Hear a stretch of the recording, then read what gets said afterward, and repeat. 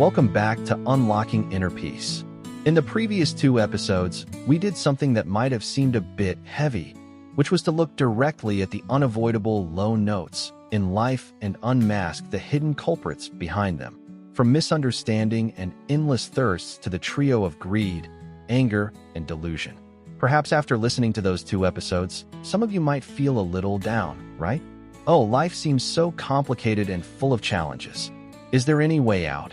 Or are we forever stuck in this cycle of unsatisfactory things? If you're having such thoughts, then today's podcast episode is a lighthouse of hope for you. Because the good news is, there is a way out. There is absolutely a way out of the afflictions and anxieties we are experiencing. The wise masters of ancient times, after pointing out the difficulties and their causes, didn't stop there. They also discovered and showed us a path, a state where those low notes no longer have power over us. Today, we won't talk much about illness or causes of illness anymore. Instead, we will together turn towards a healthy state of the soul, a haven of peace that all of us are capable of reaching. Doesn't that sound appealing? Let's explore this good news together.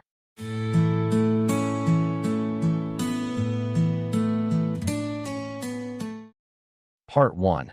The Haven of Peace, when the soul finds true serenity. Imagine our mind is like the surface of a lake. When there's wind, negative thoughts, uncontrolled desires, turbulent emotions, the lake's surface will ripple, become murky, unable to clearly reflect the blue sky and surrounding scenery. But when the wind calms, the lake's surface becomes as flat as a mirror, crystal clear, reflecting everything truthfully and beautifully. The haven of peace we're talking about is like that state of a calm lake surface. It's not some specific place in the clouds or a distant fairy tale world. It is a state of mind, a profound inner experience when all disturbances, all endless thirsts, all negative emotions like anger, anxiety, and sadness have been completely calmed, have been transformed at their very roots. Let's imagine some characteristics of this haven of peace so we can get a clearer sense of it. The silence of inner storms. Do you remember the endless thirst and the troublesome trio, greed, anger, delusion, we talked about in episode 2? They are like continuous storms stirring our minds. Well, in this haven of peace, those storms have subsided. No longer driven by possessive desire, you can still enjoy the good things in life. A delicious meal, a beautiful scene, a good relationship, but without the feeling of having to cling to them at all costs, no longer fearing when they change or disappear. Enjoyment becomes purer, unburdened by attachment. Example: you can enjoy a delicious cup of coffee in the morning, fully appreciating its flavor, but when the coffee is finished, you don't feel regret or a craving for another cup immediately. You simply enjoy that moment, then move on to other things with a light heart, no longer burned by anger and frustration. When faced with disagreeable things, harsh words, or unfair actions, instead of reacting with hot-headedness and anger, your mind remains calm and clear to perceive the problem objectively and choose an appropriate, constructive response. Example: while driving and someone cuts you off, instead of getting angry and swearing, you might just smile, yield, and continue your journey without letting that incident spoil your whole day. You understand that your anger solves nothing and only makes you more tired. No longer veiled by delusion and confusion, the mind becomes clear, perceiving everything as it truly is, undistorted by prejudices, conjectures, or fleeting emotions. You have the ability to clearly distinguish what should be done, what should not be done, and which path leads to true well-being. Example: when facing an important decision, instead of being confused, fearful, or influenced by crowd opinion, you can calmly reflect, analyze aspects clearly, and make choices based on understanding and your core values. The complete cessation of low notes. If in episode 1, we talked about low notes as an unavoidable part of life when the mind is still dominated, then in this haven of peace, those low notes no longer have ground to exist. Because their root cause, the very hidden culprits we unmasked in episode 2, has been transformed. No more suffering from birth, aging, sickness, and death in the sense of being tormented by them. Of course, the physical body still follows natural laws, but the mind is no longer made to suffer, fear, or despair by these changes. There is a deep acceptance, a serenity in the face of the inevitable. Example, a person, though old and with declining health, still has a joyful and serene mind. They are no longer overly worried about illness or death, but focus on living each remaining day fully, spreading love and understanding to their children and grandchildren. No more haunting sadness, anxiety, or affliction. Negative emotions may still pass by, but they no longer take root, no longer stir your mind. They are like clouds drifting across the sky, coming and going, leaving no trace. Example, when facing a failure at work, instead of sinking into discouragement and self-blame, you can see it as a lesson, learn from it, and quickly regain your spirits to continue trying, without letting that sadness affect your life for too long. A state of absolute, enduring, and unconditional well-being. This is perhaps the biggest difference compared to the ordinary joys and happiness we usually experience. Our everyday happiness often depends on external conditions, getting what we want, being praised by others, good weather. When those conditions change, happiness also wavers. But this haven of peace brings a well-being, a deep joy from within, independent of any external conditions. It is a state of self-sufficiency, of stability. No more feeling of lacking or not enough. You feel a sense of completeness, of sufficiency within yourself, without needing to seek anything from the outside to fill a void. True inner freedom. You are no longer bound by desires, fears, or prejudices. Your mind is as free as a bird soaring in the sky, unborn, undying, in the sense that the mind is no longer caught in the cycle of annexing and ceasing of defilements. This means that this state of peace is not something created that will then be lost like ordinary emotions. Once achieved, it is a stable state, no longer subject to the arising or ceasing caused by factors that create low notes. That well-being is constant. Sounds very idealistic, very distant, doesn't it, everyone? But wise masters affirm that this haven of peace is a real possibility within each of us. It is not the exclusive privilege of anyone, but a potential hidden in everyone's soul, just waiting for us to discover and awaken it.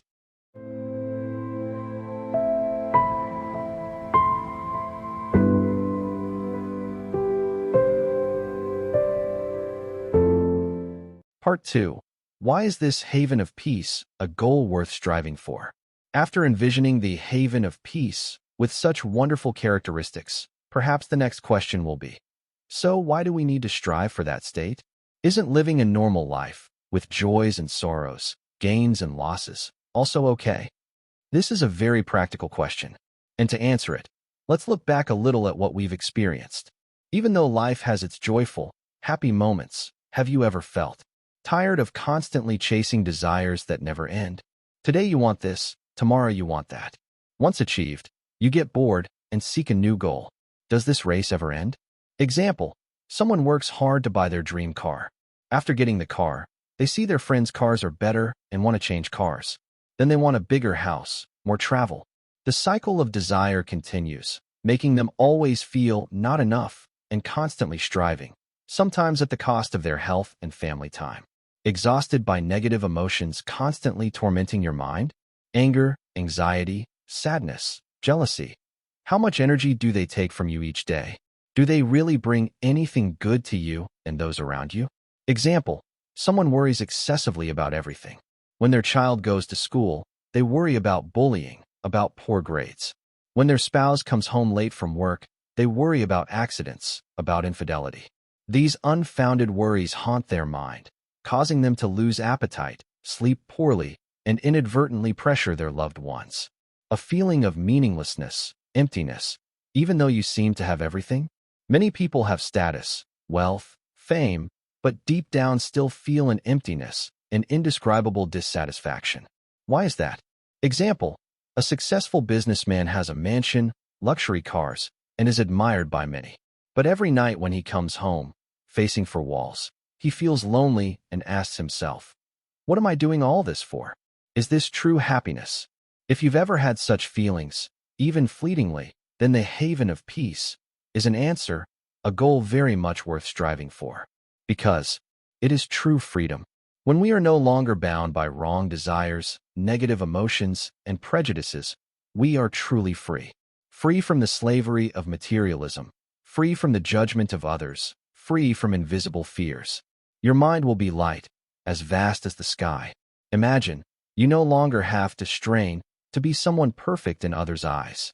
You live true to yourself, do what you truly love and believe in, without worrying too much about what others think.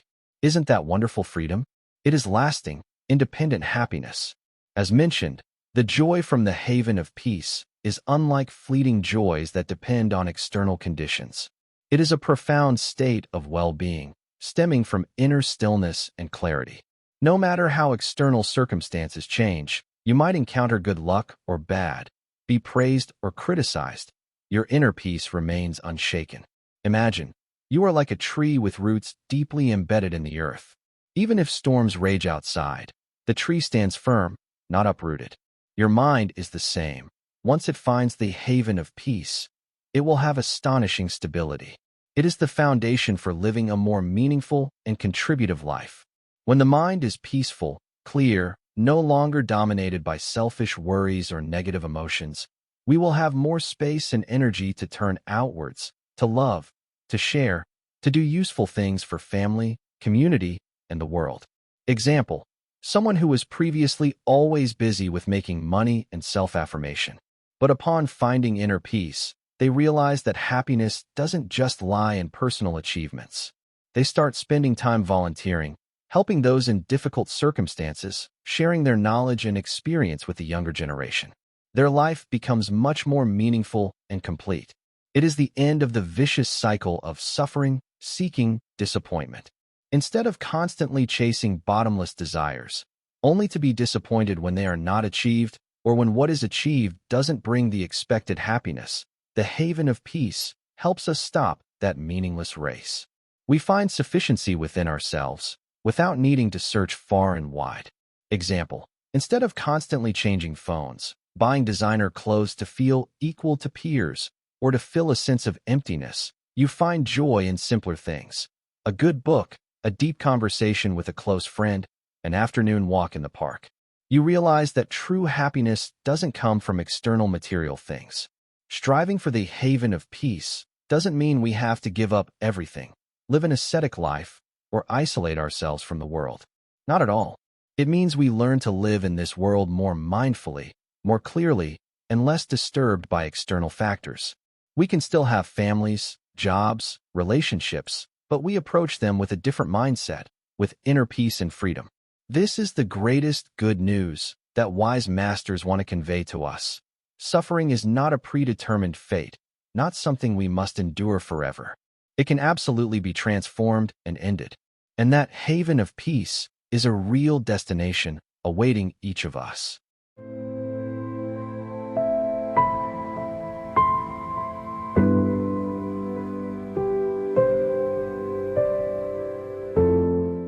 Part 3. Is the haven of peace something distant and surreal? After hearing about the wonderful characteristics of the haven of peace and why it's a goal worth striving for, some of you might think, it sounds great, but is it realistic? Or is it just a beautiful idea, an ideal state that only saints or enlightened practitioners can achieve, while ordinary people like us can't possibly reach it? This is a very valid concern, and the answer is, the haven of peace is not something distant, surreal, or exclusively for a special group of people. It is an inherent potential within each of us. Just as the seed of a giant ancient tree is already present in a tiny seed, the potential to achieve peace, stillness, and clarity is also already present in everyone's mind. The issue is whether we recognize it, whether we know how to water and nurture it so that seed can sprout and grow. Try to recall, have there been moments in your life, however brief, when you felt an extraordinary peace, a profound stillness? Perhaps when you were immersed in magnificent nature, listening to a soothing instrumental piece, completing a task requiring intense focus, or simply watching a baby sleep soundly. Those moments, however fleeting, are glimpses of the haven of peace hidden within you. It doesn't require you to abandon your current life. To strive for the haven of peace, you don't necessarily have to shave your head and become a monk, live as a hermit on a mountain, or renounce all family and social responsibilities.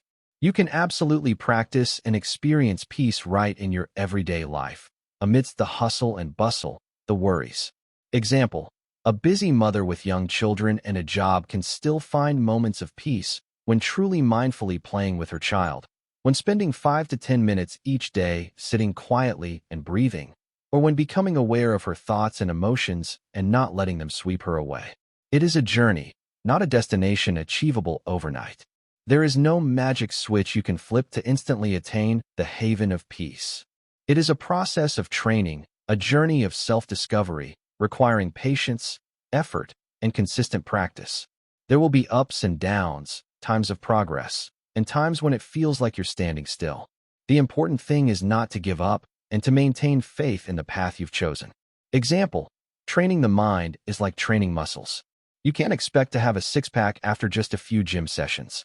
You need to train persistently every day, combined with a proper diet. Similarly, for the mind to become peaceful and clear, you also need to practice exercises for the mind daily. It doesn't mean you will never feel sad or uncomfortable again. Even when you have achieved a certain level of peace, you are still human, still have emotions. But the difference is, you are no longer overwhelmed by those emotions, no longer identify with them. You have the ability to observe them come and go, like clouds in the sky, without being swept away by them. You have the choice not to react to them negatively.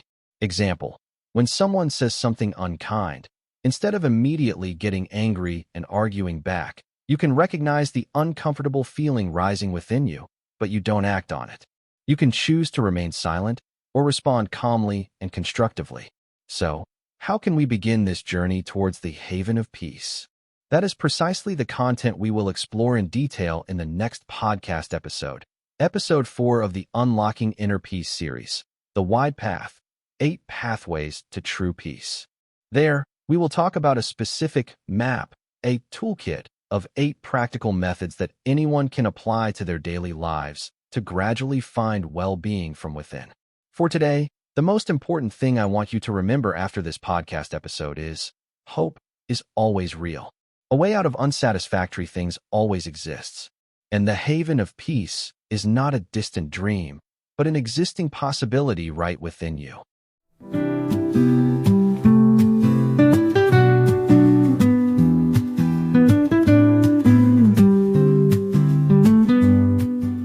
So, we have explored the good news about the possibility of ending unsatisfactory things and envisioned a wonderful haven of peace that the soul can attain.